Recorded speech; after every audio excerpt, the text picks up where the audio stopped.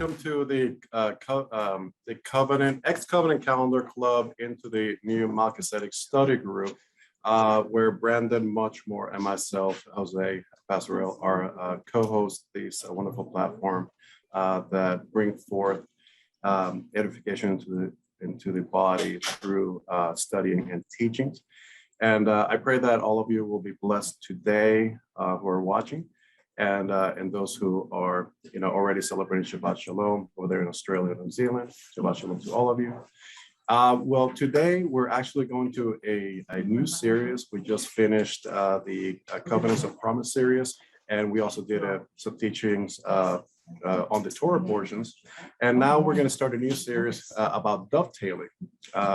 It's a wonderful way how we can connect the covenant that is written in our hearts, and how we can, through the book of the law, able to extract and expand on what the covenant teaches us to do. So I pray that all of you will be blessed by this teaching, and Matthew has done great teachings on it. So we're going to go ahead and expound on some of the things he has taught, and I hope that all of you will be blessed by this. And Brandon, whenever you're ready, brother, the floor is yours.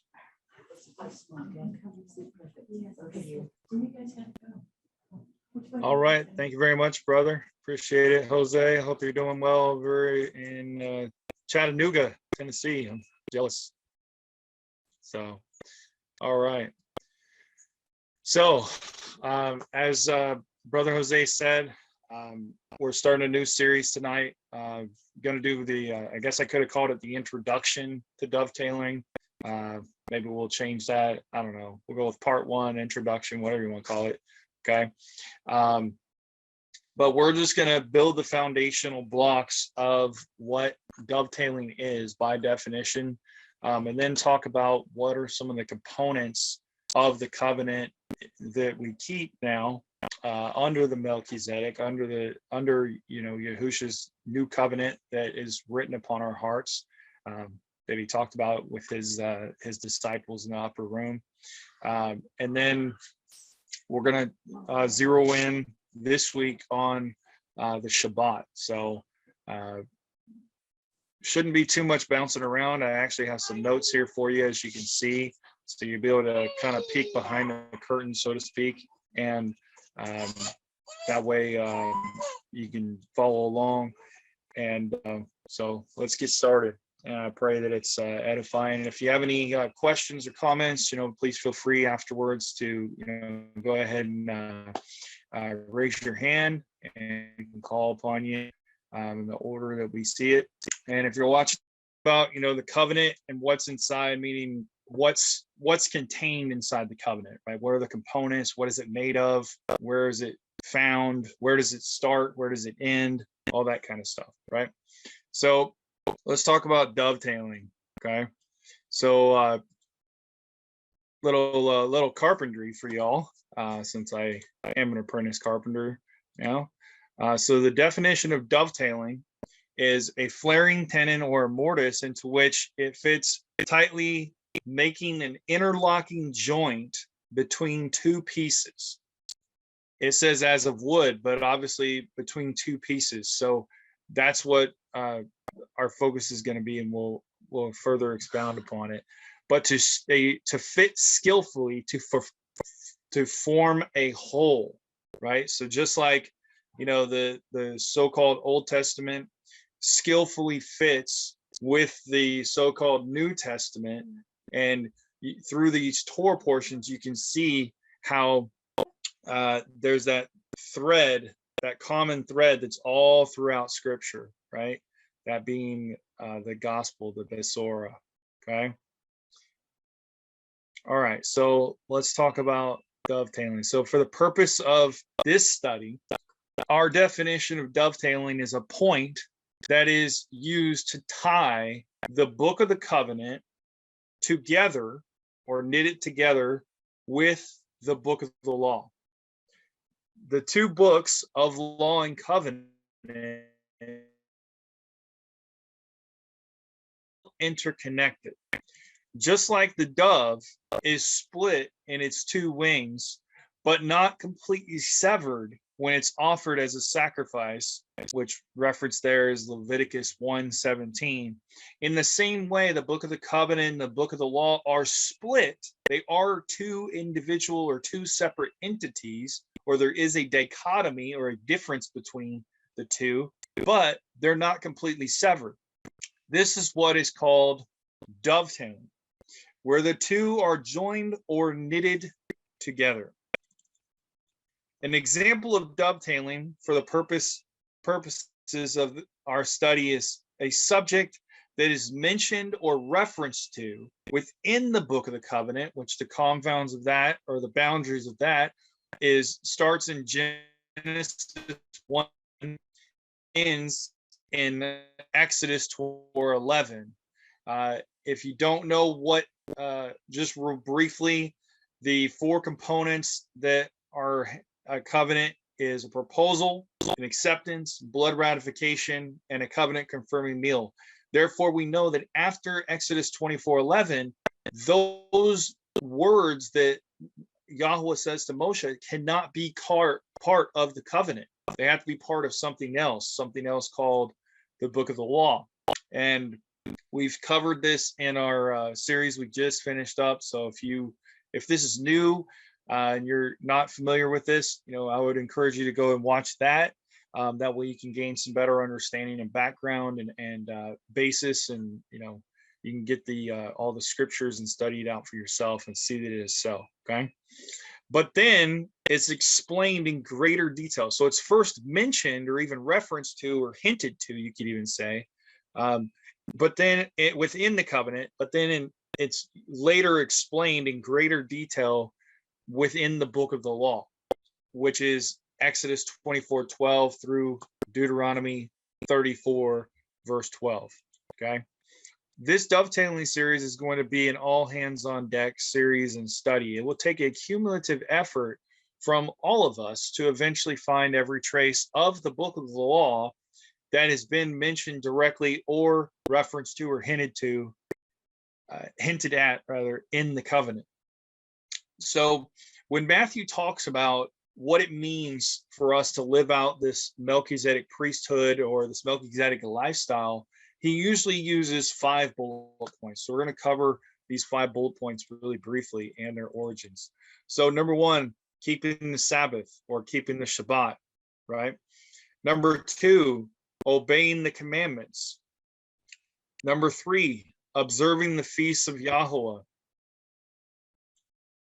Number 4, following the dietary requirements.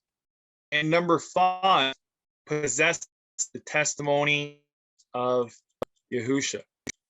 So these are the 5 main points which will be our basis or foundational categories that we will be examining the book of the covenant for traces of these components, and then which are later expounded upon within the book of the law. We could call these our 5 pillars of dovetailing if we wanted to, or we refer to them as the 5 main components of the covenant in which we keep. Now tonight, we're just going to give you the broad brushstrokes overview of these 5 components as an introduction and cover the first of the 5 out of the 5 in greater detail. So number 1, keeping the Sabbath. So keeping the Sabbath, the first mention, or the Torah of first mention, or the law of first mention of the Sabbath, isn't within when the blood ratification is happening in the covenant, or it's not in the book of the law, but it goes all the way back to Genesis 2:2. So let's take a look at that just real quick. So Genesis 2:2, I'll just start in verse 1. It says, "Thus the heavens and the earth were completed in all their array. And on the 7th day, Elohim completed his work which he had done, and he rested on the 7th day from all his work which he had made. And Elohim blessed the 7th day and set it apart, because on it he rested from all his work which Elohim and created had made." Okay, that's the origins of the Shabbat. It goes all the way back to the beginning, right? Obeying commands, or the commandments rather, right? Exodus 20, verse 1 through 21. So this is known as the 10 words or the 10 commandments. So we'll get further into that, y'all will maybe next week. Number 3, observing the feasts of Yahuah. Some people out there within the Messianic or maybe the Hebrew roots or even the Christian community, they're like, well, without a Levitical priesthood, we can't observe the feasts, or without a temple, we can't observe the feasts. But we're going to show you and discuss it together how we can observe the feasts of Yahuah as rehearsals in what we call the dispersion, where we're not in the promised land. We're out, in the world, part of Egypt, part of the book of James, chapter 1 says in the greeting. Number 4, following the dietary requirements. So this is something that's the greatest detail is given in Leviticus 11, and later in Deuteronomy 14, more is given as well. But it's first mentioned or referenced to in Genesis 7 in the account of Noah. So we're going to be focusing on that when we get to that. And then last but certainly not least, possessing the testimony or the witness of Yahusha. Revelation 6, verse 9, Revelation 12, 17, Revelation 14, 12, and John 14, 3. So let's take a look at those just real brief. The Revelation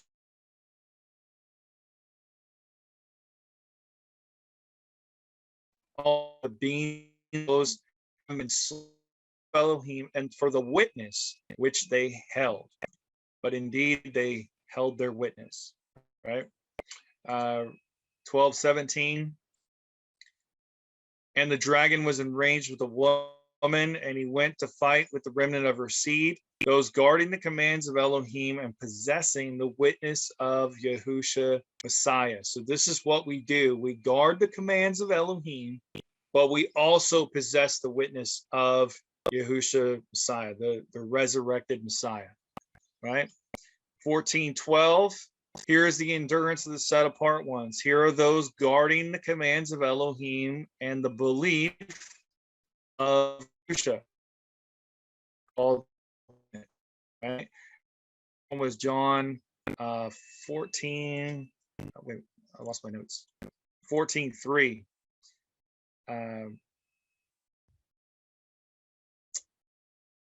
Oh, that's supposed to be 14:6. My apologies. And Yahusha said to him, I am the way, the truth, and the life. No one comes to the Father except through or by me. So John 14:6. My apologies there. All right. So like I said, we're going to focus on the Shabbat. That's what this first teaching is going to be on, is on the Shabbat. Okay. So keeping the Sabbath or Shabbat. This is the doorway into the covenant. Now, the Shabbat, the fourth listed here in Exodus chapter 20, verse 8 through 11.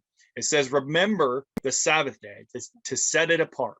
6 days you labor, you shall do all your work, but the seventh is a Sabbath of Yahuah your Elohim. You do not do any work, nor you, nor your son, your daughter, your male servant, your female servant, your cattle, nor your stranger who's within your gates.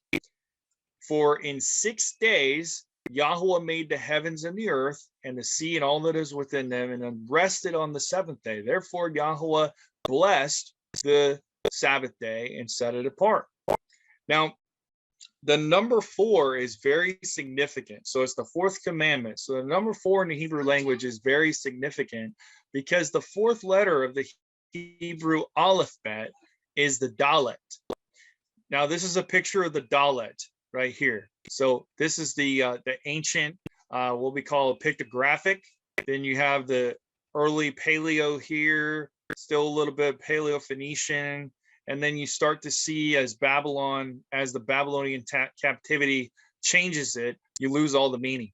So the Dalet, though, what it represents is the door. Okay, the door. John 10:7-9 says, Yahusha therefore said to them again, truly, truly, I say to you, I am the door of the sheep. All who came before me are thieves and robbers, but the sheep did not hear them. I am the door. Whoever enters through me, he shall be saved, and shall go in and shall go out and find pasture. And it also, the dalet also represents the narrow path, that narrow path that leads to life.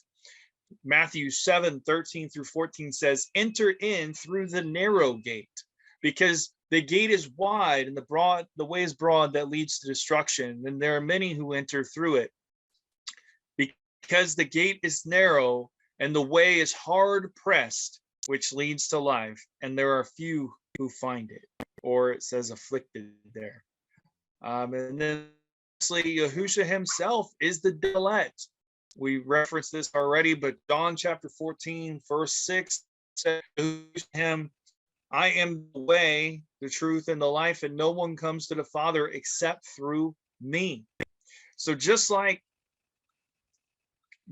no one can come to the Father, Yahuah, except through the Son, Yahusha, him being the revealed Yahuah, so no one can truly come into proper covenant with Yahuah without first going through the door of the Shabbat. If we are not keeping Yahuah's Shabbat, then we simply cannot obey the commandments that he has given us, nor walk in his covenant with him. Without his covenant, then we are also without his covering. This is what Psalm 91's promise of protection is all about. It's a bridal position in covenant, so therefore she's protected. The Shabbat was declared and created from the very beginning, as I referenced earlier. Thus the heavens and the earth were completed in all their array, and on the seventh day Elohim completed his work which he had done, and he rested on the seventh day from all his work which he had made. And Elohim blessed the seventh day and set it apart, because on it he rested from all his work which Elohim creating had made.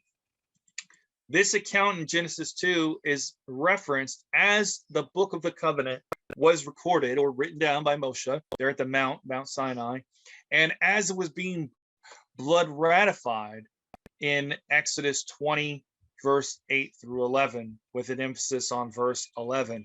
For in 6 days Yahuah made the heavens and the earth and the sea and all that is in them, and rested the seventh day. Therefore Yahuah blessed the seventh day and set it apart. The Shabbat itself is Yahuah's rhythm. His rhythm is 6 and 1, 6 and 1, 6 and 1. Now, I heard an analogy once from a pastor when he was talking about the subject of rest and the Sabbath, although I might add it wasn't being properly observed, of course, because we were there on a Sunday. But he used this analogy with regards to music, that without rest in music, there would be no rhythm. It would just be a series of chaotic and random notes without the actual rest notes being precisely positioned right where they go. This is what gives us rhythm within music. When we live our lives as well outside of the rhythm of Yahuah's Shabbat and his cycles, his feasts, his Moedim, our days and our lives as well become a series of chaotic and random events, all out of order, right? All of creation was designed to operate with the 6 and 1 in mind, rhythm in mind.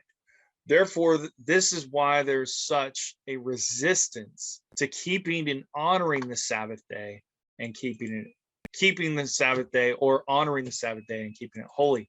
If you don't believe me, just have this conversation casually, not to make anyone mad, but, talk about it, have it come up. Oh yeah, I keep the commandments. Oh, well, what about the Shabbat? Do you keep the Shabbat? Oh, that's Judaism. You're a Judaizer. You're trying to live under the law. You're trying to put me back under the law. We're not under the law. We're under grace now. And there's such pushback from it. It's called cognitive dissonance. It's called digging. It's either settling for what you thought was true or actually digging into what is true. Because that question, what is truth, is one of the most profound questions we could ever. Is the one who asks it when he's interviewing Yahusha about him being a king and all this stuff. And he says, truth. What is truth? Right? So that's what it's really all about. Having that Ezekiel 8 moment where we're willing to look inside that hole in the wall and see the abominations that are there. Right? But therefore, Satan has done all that he can to pervert and twist the seventh day of the week, which we were warned of by the prophet Daniel in the 7th chapter, in the 25th verse. It reads, and it speaks words against the Most High, and it wears out the set apart ones of the Most High, and it tends to change appointed times or times and law. And they are given into his hand for a times and half a time. Now, as Matthew Nolan mentioned a couple of weeks ago, excuse me, the Roman Catholic Church, or RCC, had absolutely zero scriptural based authority to change the Sabbath day from the 7th day of the week, or what we call Saturday. But we're supposed to number our days that we may gain wisdom. Psalm 90, verse 12. They were never supposed to be named or given names like Sunday, Monday, Tuesday, Wednesday, Thursday, Friday, Saturday, so forth, right? But it was changed from the 7th day of the week to the 1st day of the week, called the Lord's Day, on Sunday. Ironically called Sunday because it's all about the worship of the sun god Nimrod and his son Tammuz, right? That's what it's all about.